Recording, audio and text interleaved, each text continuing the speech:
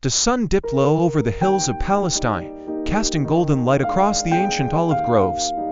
Youssef walked along a narrow dirt path between the trees, his fingers grazing the rough bark of an olive tree that had stood for generations. His grandfather used to say these trees were the soul of their land, their roots reaching deep, just like the stories of their people. From the hilltop, he could see the old city of Jerusalem in the distance, its golden dome gleaming under the fading sunlight. The call to prayer echoed through the valleys, mixing with the scent of freshly baked bread and wild jasmine.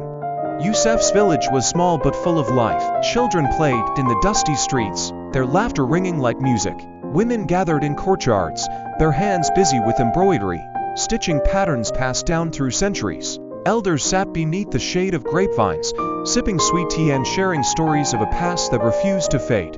But beyond the beauty, there was also struggle. Walls divided the land, and soldiers stood at checkpoints, watching with cold eyes. Youssef had seen too much: homes reduced to rubble, orchards burned, and people forced to leave the land they had loved for centuries.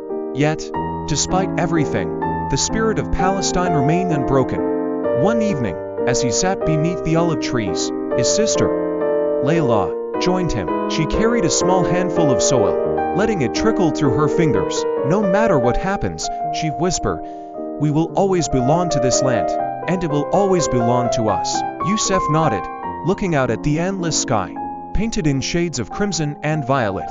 He knew that no matter how many walls were built, no matter how many times their land was taken, Palestine would live in their hearts, in their stories, and in the unshakable roots of their olive trees. Because Palestine was not just a place, it was home, it was love, it was forever.